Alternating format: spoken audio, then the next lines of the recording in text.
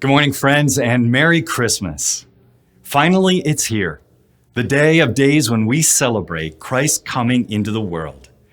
Brothers, sisters, and siblings all around our Pennsylvania Southeast Conference, our state, and our nation, along with Christians the world over, rejoice in the arrival of the one called Wonderful Counselor, Mighty God, Everlasting Father, Prince of Peace. Martin Luther said that when God wanted to address humankind, God did so in baby talk. Luther said, "Look upon baby Jesus. All subsequent chatter of learned theologians is but a series of footnotes on the primal baby talk." The great 20th century theologian Karl Barth said that when we think about God, we think of the highest, the absolute, the ultimate, some mysterious abstraction. But the God remembered at Christmas is a God with a name, a God with a human face. Why would God choose to do such a thing? Come into human history in the birth of a child? The answer is love, of course. When God wanted to tell us how dearly and unconditionally we are loved, God did it in the simplest, clearest, most eloquent way possible, a way no one could miss or misunderstand, through the birth of a baby. When God wanted to touch our hearts and call gratitude and love out of us, God chose the birth of a child. His mother, Mary, and father, Joseph, set out from Nazareth on the long trek south to Jerusalem and beyond to Bethlehem, the town of Joseph's birth. She was heavily pregnant. When finally they arrived, every available place was taken. There was no room in the inn. Instead, they settled for the night in the stable out back. During that long night, her labor began, and the child, a son, was born.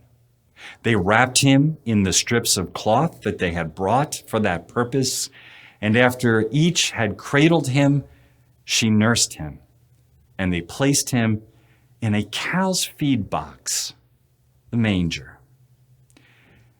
And that, Christians believe, is the way God comes among us, in the birth of a child, in the way every one of us was born, in the incredible miracle of human life, in the love of a mother and a father, a family and a community. God put on flesh so that we might put on God.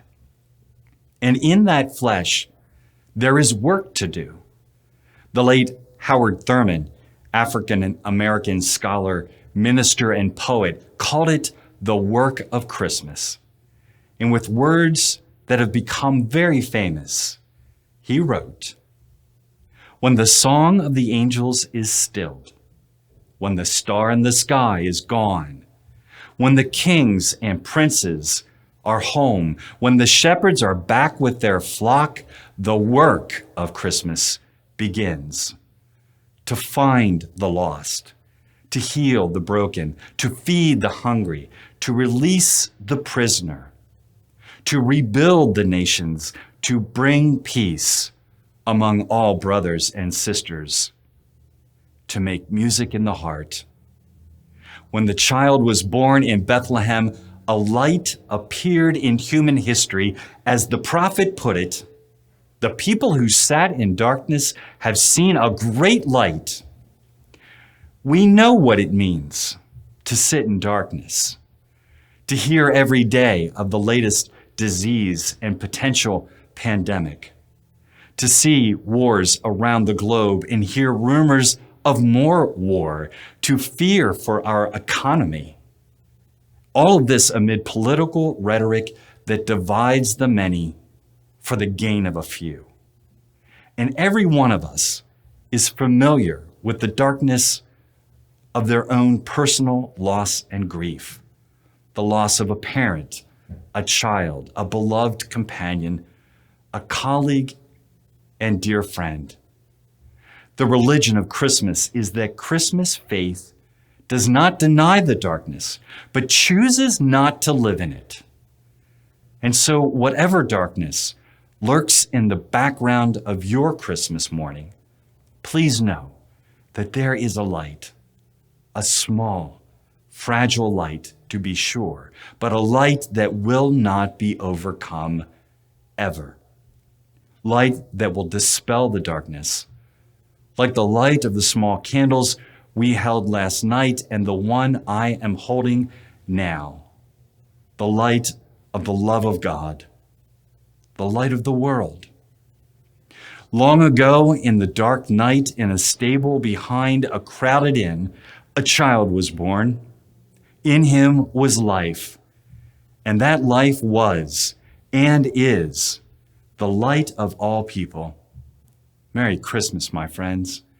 May God bless you and the people you love today and in the coming new year.